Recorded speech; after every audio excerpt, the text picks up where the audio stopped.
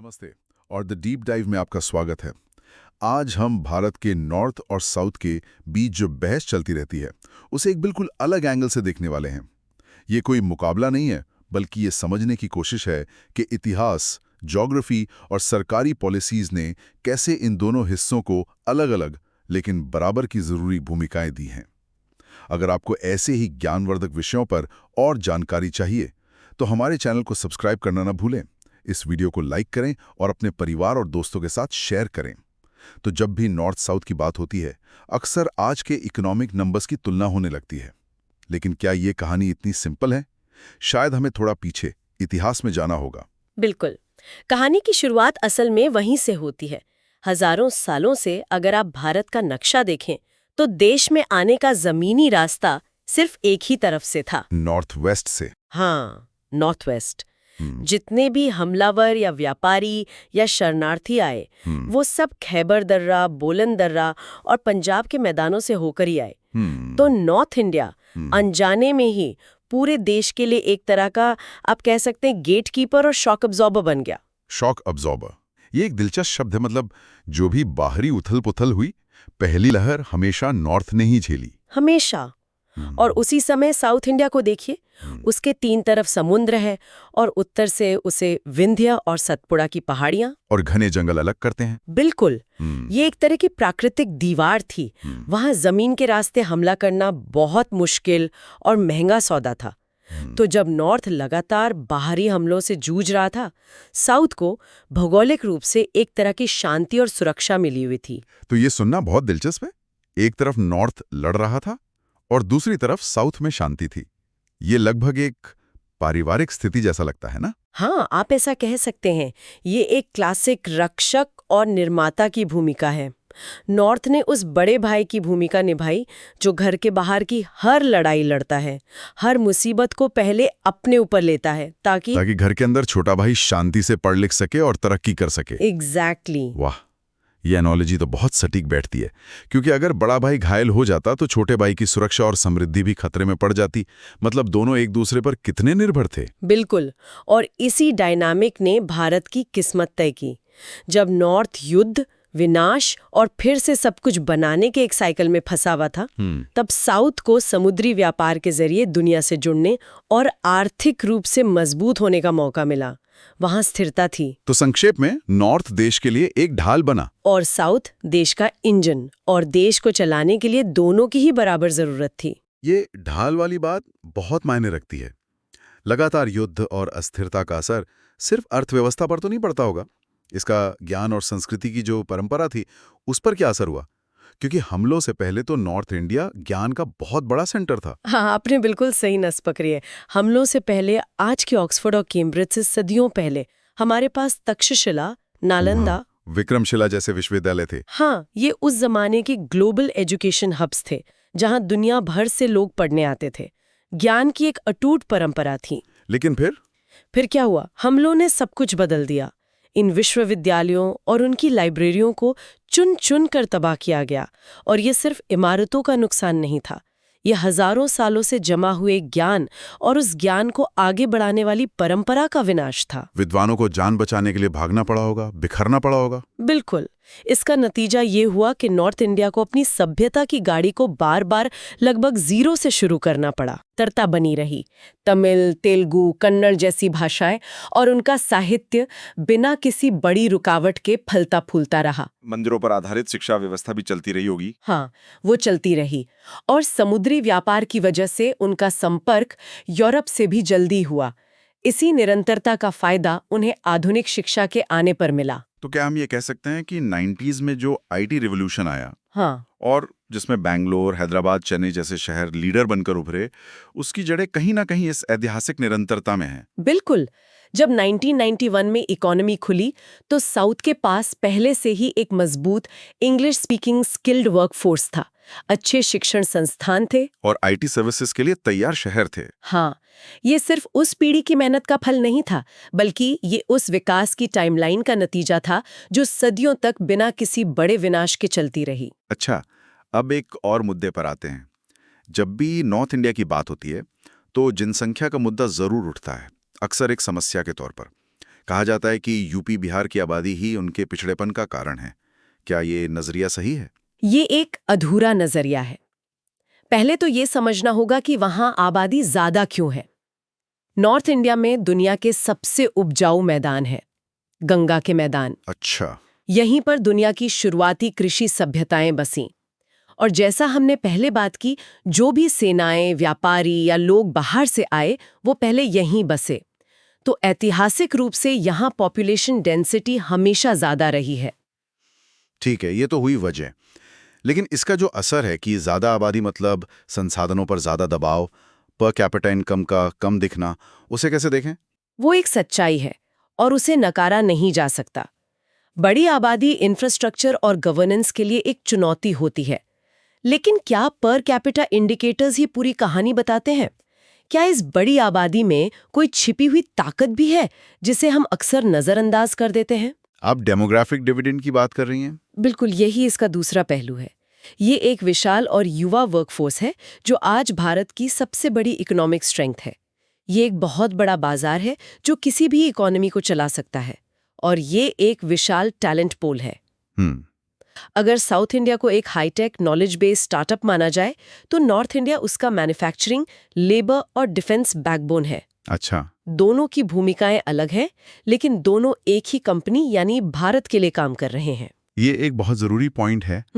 लेकिन फिर एक सवाल उठता है, अगर नॉर्थ के पास इतना बड़ा वर्कफोर्स था और बिहार, झारखंड ऐसे राज्यों में देश के सबसे ज्यादा खनिज थे, कोयला, लोहा, अभ्रक, सब कुछ। हाँ, तो फिर आजादी के बाद बड़ी बड़ी फैक्ट्रियां और इंडस्ट्री वहां क्यों नहीं लगी?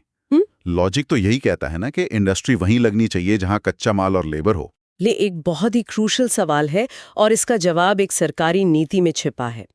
1952 में आजादी के ठीक बाद केंद्र सरकार ने एक फ्रेट इक्वलाइजेशन पॉलिसी, मतलब माल भाड़ा बराबरी की नीति, हाँ, वो लागू की जो 1993 तक चली। ये क्या थी? सुनने में तो अच्छी लगती है। इसका मकसद था कि देश के हर कोने में एक समान औद्योगिक विकास हो। इस नीति के तहत आप देश में कहीं भी फैक्ट्री लगाएं, आपको कच्चा माल जैसे बिहार से कोयला और लोहा एक ही ट्रांसपोर्ट कीमत पर मिलेगा, और जो अतिरिक्त खर्च होगा वो केंद्र सरकार उठाएगी। कागज पर तो इसका मकसद अच्छा था, लेकिन इसका असर उल्टा हुआ। कैसे? अब उद्योगपतियों ने सोचा कि जब ट्रांसपोर्ट का खर्च बराबर ही लगना है, तो हम बिहार या उड़ीसा के पिछड़े इलाकों में फैक्ट्री क्यों लगाएं? सही बात है। हम पहले से विकसित बंदरगाह शहरों जैसे मुंबई, चेन्नई या गुजरात में फैक्ट्री लगाते हैं, जहां इंफ्रास्ट्रक्चर और बाजार दोनों मौजूद हैं। ओहो। इस एक नीति ने सारा औद्योगिक निवेश पश्चिम और दक्षिण भारत की ओर मोड़ दिया, और बिहार, झारखंड, उड़ीसा जैसे खनिज संपन्न राज्य सिर्फ कच्चे माल के सप्लायर बनकर रह गए। तो ये प्रतिभा या मेहनत की कमी नहीं थी? नहीं, ये राष्ट्रीय नीति की प्राथमिकता का नतीजा था। ये तो पूरी कहानी ही बदल देता है। मतलब जिन राज्यों को सबसे अमीर होना चाहिए था, उन्हें एक नीति ने पीछे धकेल दिया। बिल्कुल।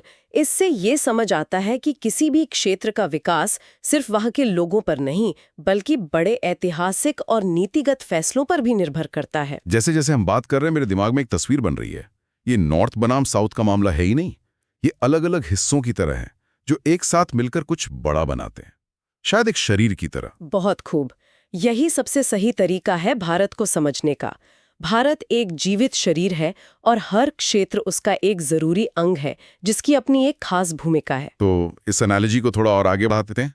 अगर भारत एक शरीर है, तो कौन सा हिस्सा क्या है? इसे ऐसे सोच सकते हैं, नॉर्थ इंडिया देश का दिल और उसकी भुजाएं हैं।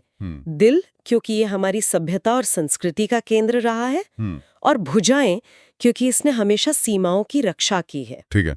साउथ इंडिया देश का दिमाग और नर्वस सिस्टम है। सारा सॉफ्टवेयर, इनोवेशन, टेक्नोलॉजी और उच्च शिक्षा यहीं से ड्राइव हो रही है। वेस्ट इंडिया यानी महाराष्ट्र और गुजरात देश के फेफड़े और व्यापार की मांसपेशियां हैं। हाँ। देश की अर्थव्यवस्था यहीं से सांस लेती है।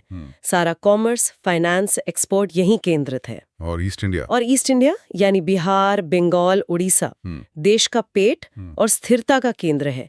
ये देश को खनिज, कृषि और चाय जैसी बुनियादी जरूरतें देता है, देश का पेट भरता है। तो फिर सवाल उठता है कि कौन सा अंग सबसे जरूरी है, दिल, दिमाग, फेफड़े या पेट? जवाब बहुत साफ है, कोई एक नहीं। एक के बिना भी पूरा सिस्टम ढह जाएगा। बिल्कुल।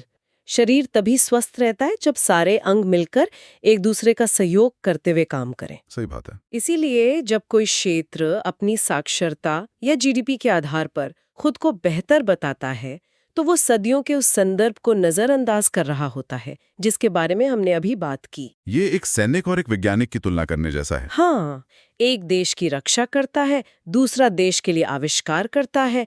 क्या हम कह सकते हैं कि एक दूसरे से बेहतर है? नहीं कह सकते। दोनों की अपनी अपनी जगह पर देश के लिए सर्वोच्च महत्व है। लेकिन जो भूमिकाएं इतिहास ने तय की थीं, क्या वो हमेशा के लिए पत्थर की लकीर हैं? या अब वर्तमान बदल रहा है? क्योंकि हम देख रहे हैं कि नॉर्थ के राज्यों में बहुत तेजी से बदलाव आ रहा है। अब बिल्कुल सही कह रहे हैं, ये भूमिकाएं अब बदल रही हैं। उत्तर प्रदेश, बिहार, राजस्थान, मध्य प्रदेश जैसे राज्य, जिन्हें कभी बीमारू राज्य कहा जाता था, अब अपने विकास के एक नए दशक में प्रवेश कर रहे हैं। वहां जो हो रहा है उसे द ग्रेट नॉर्दर्न कैचअप कहा जा सकता है। क्या इसका कोई जमीनी उदाहरण है? कोई ऐसा प्रोजेक्ट जिसने वाकई में किसी क्षेत्र की तस्वीर बदल दी हो, ताकि ये बातें सिर्फ हवा हवाई ना लगें? बिल्कुल, बुंदेलखंड एक्सप्रेसवे को ही देख लीजिए। ये सिर्फ एक सड़क नहीं है, इसने उत्तर प्रदेश के सबसे पिछड़े और पानी की कमी वाले इलाकों में से एक को सीधे राष्ट्रीय राजधानी से जोड़ दिया है। और इसका असर? असली कहानी सड़क के किनारे बन रही है। वहां अब डिफेंस कॉरिडोर और नए औद्योगिक पार्क बन रहे हैं। जो इलाका कभी पलायन के लिए जाना जाता था, वहां अब निवेश और रोजगार के मौके बन रहे हैं। वाह! ये उस बदलाव का प्रतीक है जिसकी हम बात कर रहे हैं। नोएडा, लखनऊ, पटना, इंदौर जैसे टियर 2 शहर अब नए ग्रोथ सेंटर बन रहे हैं। मतलब भविष्य में मुकाबला और बढ़ेगा। मैं इसे मुकाबले की तरह नहीं बल्कि संतुलन की तरह देखती हूँ। भविष्य प्रतिस्पर्धी नहीं बल्कि कोलैबोरेटिव है, साझा है। नॉर्थ अब सिर्फ वर्कफोर्स सप्लायर नहीं बल्कि एक बहुत बड़ा कंज्यूमर मार्केट और प्रोडक्शन हब भी बन रहा है। ये पूरे भारत की इकोनॉमी के लिए अच्छा है। तो आज की इस पूरी चर्चा का सार यही निकलता है कि एकता ही भारत की सबसे बड़ी ताकत है। नॉर्थ और साउथ को बांटने वाली बातें या उन्हें एक दूसरे के खिलाफ खड़ा करने वाले नैरेटिव न सिर्फ ऐतिहासिक रूप से गलत हैं, बल्कि देश के भविष्य के लिए खतरनाक भी हैं। बिल्कुल। इसे ऐसे सोचें, अगर नॉर्थ ने सदियों तक सीमाओं की ढाल बनकर रक्षा न की होती, अगर साउथ ने ज्ञान आधारित अर्थव्यवस्था का इंजन न बनाया होता, अगर वेस्ट ने औद्योगिकरण को शक्ति न दी होती और अगर ईस्ट ने खनिजों और कृषि से देश का पेट न भरा होता, तो भारत आज वो भारत नहीं होता जिसे हम जानते हैं। हर क्षेत्र एक स्तंभ है और किसी भी एक स्तंभ को कमजोर करने से पूरी इमारत खतरे में पड़ जाती है। भारत टुकड़ों में नहीं बल्कि एक साथ मिलकर बढ़ता है, एक सिम्फनी की तरह, जहां हर इंस्ट्रूमेंट की अपनी धुन होती है लेकिन सब मिलकर एक खूबसूरत संगीत बनाते हैं। जाते जाते हम एक सवाल छोड़ना चाहेंगे जिस पे आप विचार कर सकते हैं। प्रश्न: भारत के सभी क्षेत्रों ने देश की प्रगति में अपना अपना अनोखा योगदान दिया है। आपके अनुसार आने वाले दशक में भारत के किस क्षेत्र में सबसे रोमांचक बदलाव देखने को मिल सकता है और क्यों? अपने विचार नीचे कमेंट सेक्शन में जरूर बताएं। जैसा कि आपने पूरा वीडियो देखा है, आप यहाँ तक आ ही गए हैं, तो जाने से पहले कृपया चैनल को सब्सक्राइब करें ताकि आपको ऐसे उपयोगी और ज्ञानवर्धक वीडियो का नोटिफिकेशन मिलता रहे। धन्यवाद।